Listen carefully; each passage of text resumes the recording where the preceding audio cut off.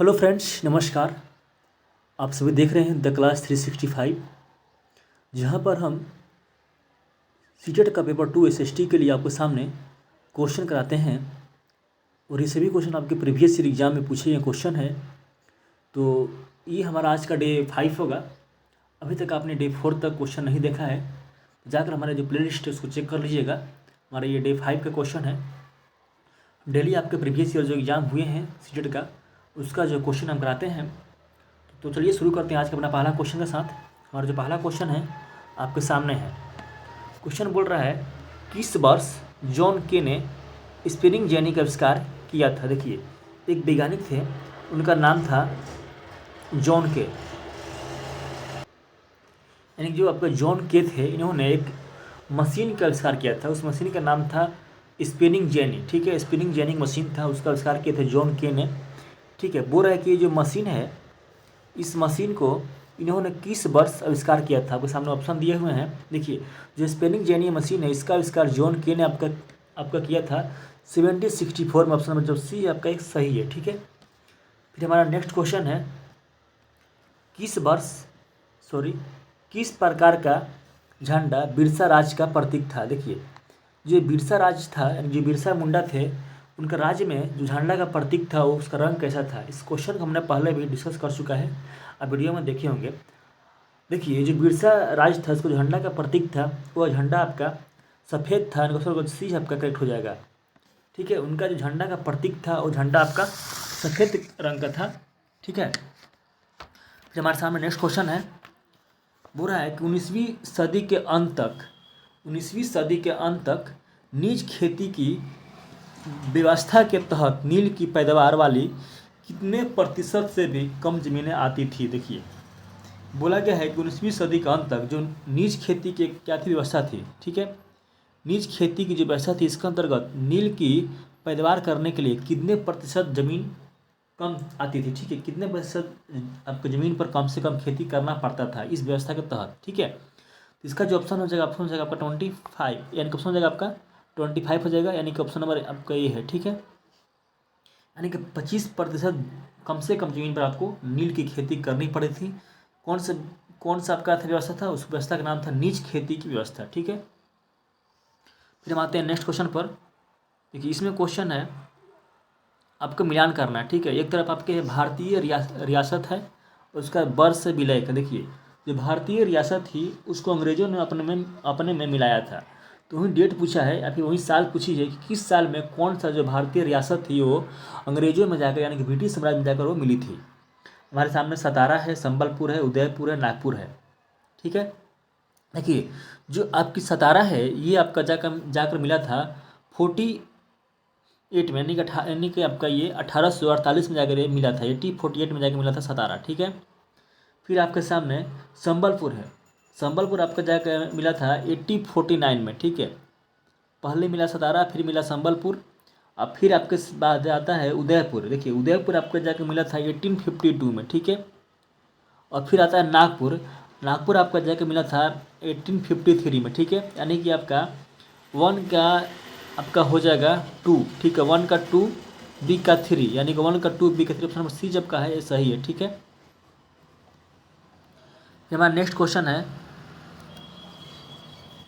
1757 ईस्वी में प्लासी के युद्ध के दौरान ब्रिटिश का नेतृत्व किसने किया था। हम जानते हैं कि जब प्लासी का युद्ध था ये 1757 में हुआ था। इसमें आपका एक तरफ थी ब्रिटिश की सेना रॉबर्ट क्लाइव, ठीक है, और एक तरफ थी सिराजुद्दौला। ठीक है, यानी कि ये दोनों के बीच में ये आपका लड़ाई हुआ था, प्लासी का युद्ध। ठीक है, और जो ब्रिटिश सेना का जो नेता थे जिन्होंने इसको लड़ाई को लड़ा था, उसका नाम था रॉबर्ट क्लाइव, और एक तरफ थे आपका सिराजुद्दौला। ठीक है, और फिर नेक्स्ट क्वेश्चन है, इतिहास के संदर्भ में परंपरागत अवधारणाएं क्या है। देखिए, बोला गया है कि इतिहास है, इसके बारे में कौन से ऐसी आपका अवधारणाएं हैं जो बहुत दिन से चली आ रही है, यानी कि वो लगातार उसको लोग मानते हैं। ठीक है, वो बात पूछिए। ऑप्शन आपके सामने है, यह बहुत उबाऊ है। देखिए, बात सही है, बच्चे बोलते हैं कि जो इतिहास है बहुत उबाऊ है, इसको पढ़ने का मन नहीं करता, यानी कि आपका ऑप्शन पर जो है आपका सही है। ठीक है, फिर बोला गया इसमें बस तारीखें रटते चले जाओ। देखिए, इतिहास में बोलते हैं कि सिर्फ डेट है, उस डेट को याद करना पड़ता है, ये भी सही है, यानी कि आपका दोनों ऑप्शन सही है।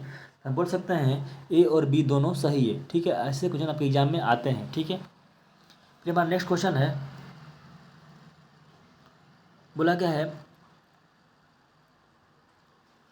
उभरते हुए उद्योग सनराइज उद्योग के नाम से भी जाने जाने वाले हैं, इनमें से किससे संबंधित उद्योग शामिल है। देखिए, उभरते हुए उद्योग को हम लोग बोलते हैं सनराइज उद्योग।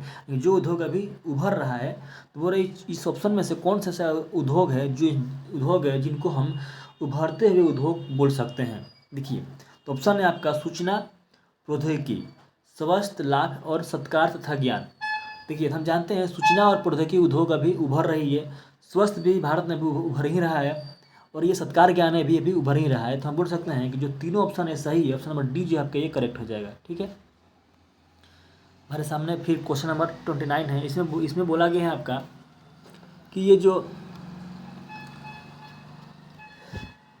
इसमें भी आपको मिलान करना है। ठीक है, एक तरफ कृषि दिया गया है, उसके दिया उत्पादन, यानी कि जो कृषि के जो करने की प्रक्रिया उसको क्या बोलते हैं। एक तरफ है सेरिकल्चर, बोला गया सेरिकल्चर में किस चीज़ का आपका उत्पादन होता है। सेरिकल्चर है, पिसिकल्चर है, विटिकल्चर है, हॉर्टिकल्चर है। देखिए, हम जानते हैं आपका कि जो आपका सेरिकल्चर है, ठीक है, सेरिकल्चर में हम लोग करते हैं उत्पादन रेशम का। ठीक है, यानी कि इसका हो जाएगा ऑप्शन नंबर आपका 2, सेरी में आपका होता है रेशम का। फिर आपका पीसी कल्चर, देखिए पीसी में हम लोग करते हैं फिश का, यानी कि मछली का। पीसी मतलब फिश का, मतलब करते हैं मछली का। फिर है विटिकल्चर, विटिकल्चर में आपका होता है अंगूर का। यहाँ पर आपका अंगूर नहीं दिया हुआ है, यहाँ पर दिया हुआ द्राक्षा कृषि, यानी कि यहाँ पर हो जाएगा विटिकल्चर। ठीक है, फिर आपका हॉर्टिकल्चर, इसमें आपका होता है उद्यान कृषि, इसमें होता है आपका उद्यान कृषि। ठीक है, यानी कि आपका देख सकते हैं, इसका ऑप्शन मिला लेंगे हम, इसमें आपका हो जाएगा ऑप्शन नंबर, देखिए इसमें है आपका पहला का था हमारा दूसरा। ठीक है, पहला का था दूसरा, यानी कि ऑप्शन नंबर आपका सी है, ये आपका करेक्ट हो जाएगा। ठीक है, फिर हमारा नेक्स्ट क्वेश्चन है प्राकृतिक गैस, यानी कि जो प्राकृतिक गैस है किसके निक्षेप के साथ पाई जाती है। ठीक है, आपका ऑप्शन है पेट्रोलियम, कोयला, यूरेनियम। देखिए, जो प्राकृतिक गैस है ये आपके पेट्रोलियम के निक्षेप के साथ पाई जाती है। ठीक है, ऑप्शन जब का ए है पेट्रोलियम, ये आपका सही हो जाएगा। ठीक, फिर हमारा साथ नेक्स्ट क्वेश्चन है पेट्रोलियम और प्राकृतिक गैस किस विधि द्वारा धरातल के नीचे से निकाला जाता है। देखिए, जो पेट्रोलियम है वो जमीन के नीचे है, तो बोला गया है कौन सा ऐसा विधि है जिसके द्वारा हम इसको बाहर निकालते हैं। ठीक है, तो ये जो निकालते हैं, इसको निकालते हैं हम लोग खुदाई के द्वारा। ठीक है, यानी नीचे जमीन को खोदेंगे और उससे निकलते हैं, और उसी को खुदाई विधि को हम लोग बोल सकते हैं प्रवेधन विधि, हम उसको बोलते हैं प्रवेधन विधि। ठीक है, जो पेट्रोलियम निकालने की जो प्रक्रिया है वो तो निकालते हैं जमीन को खोद के। ठीक है, यानी कि जो नलकूप होते हैं उसकी सहायता से देखते हैं आपकी जहाँ पे होगा वहाँ पर नीचे पाइप डाल कर निकालते हैं पेट्रोलियम को। तो इस विधि को निकालने का हम लोग बोलते हैं प्रवेधन विधि। ठीक है, प्रवेधन विधि। देखिए, यहाँ पर जो आपका है आखनन विधि। ठीक है, इसके द्वारा हम लोग निकालते हैं खनिज को। ठीक है, यानी जो खनिज है उसको हम लोग निकालते हैं आपका आखनन विधि से, और जो पेट्रोलियम है उसको हम लोग निकालते हैं प्रवेधन विधि से। ठीक है, फिर हम आते हैं नेक्स्ट क्वेश्चन पर।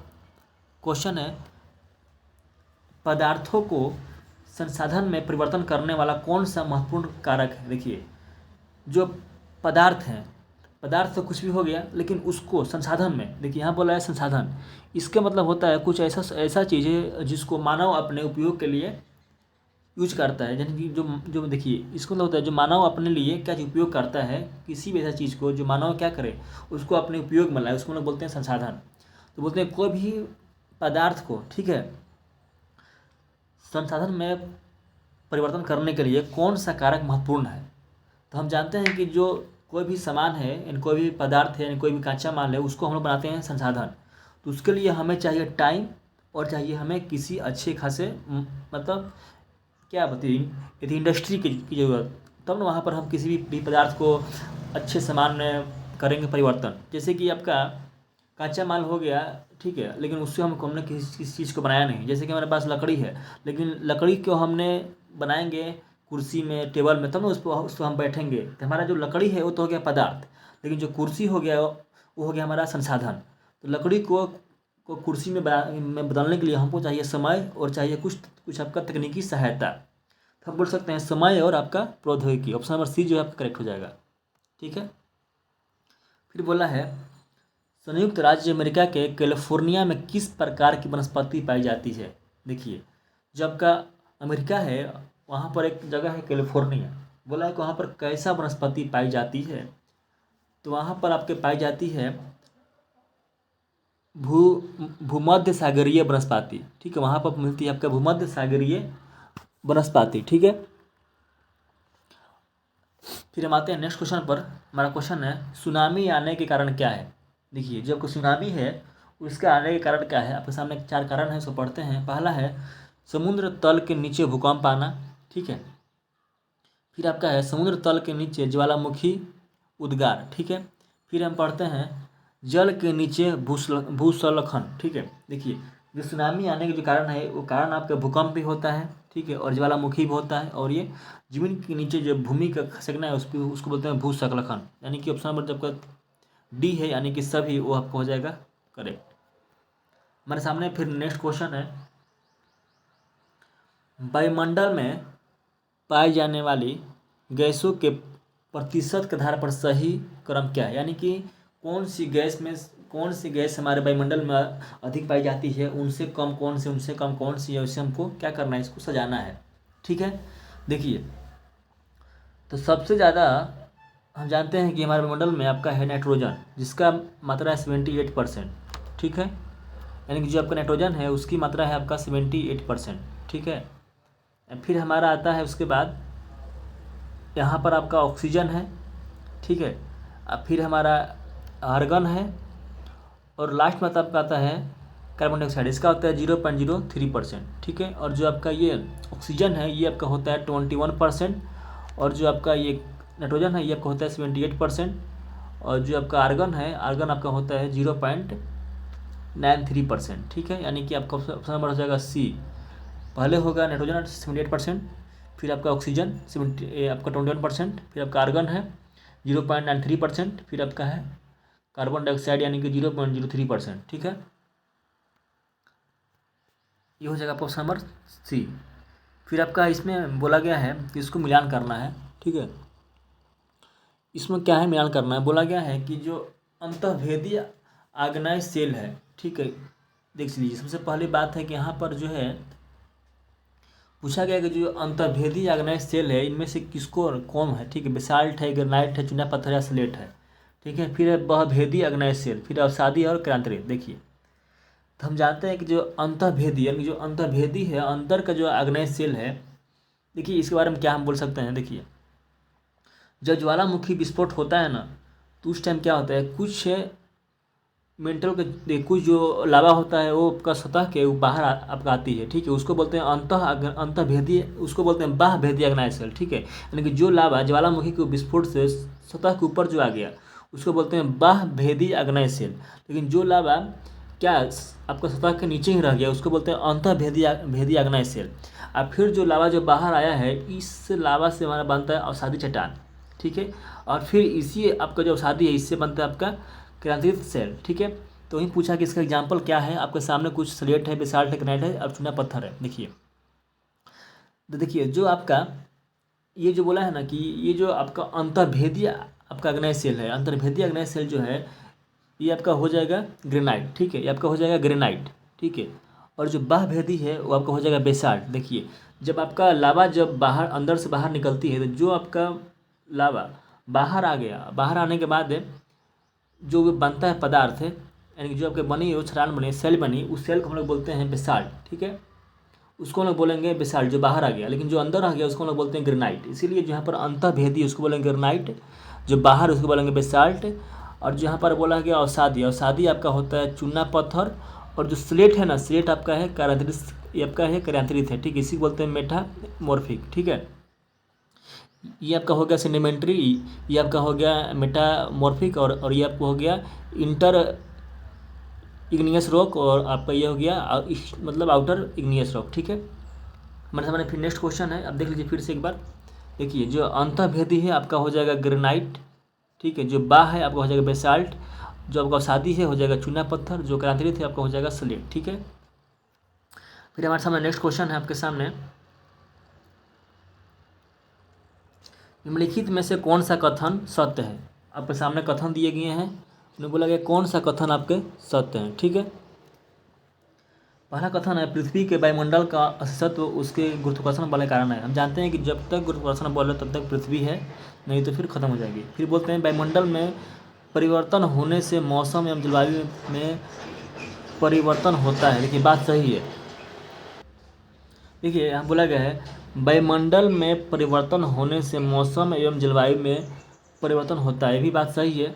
ठीक है, जब वायुमंडल में होगा परिवर्तन तो हमारे जो मौसम है उनका अपने आप क्या होते हैं, चेंज होते हैं। देखते हैं होंगे कभी आपका बारिश हो रहा है, कभी धूप है, तो सब क्या है, ये सब वायुमंडल में चेंजिंग कारण ही मौसम और जलवायु परिवर्तन होता है। ये बोला है पादप एवं जीव जंतु मिलकर जैव मंडल का निर्माण करते हैं। ये भी बात सही है कि जो जैव मंडल उसमें प्लांट और जो आपका एनिमल है वो मिलकर क्या करते हैं, जैव मंडल का निर्माण करते हैं। ऑप्शन नंबर डी है उपयुक्त सभी, एक आपका सही हो गया। तो आज के लिए इतना ही, फिर मिलेंगे आपसे नेक्स्ट वीडियो में। तब तक के लिए थैंक यू, जय हिंद। अगर अच्छा लगा हो तो लाइक कीजिएगा, कमेंट कीजिएगा और शेयर कीजिएगा।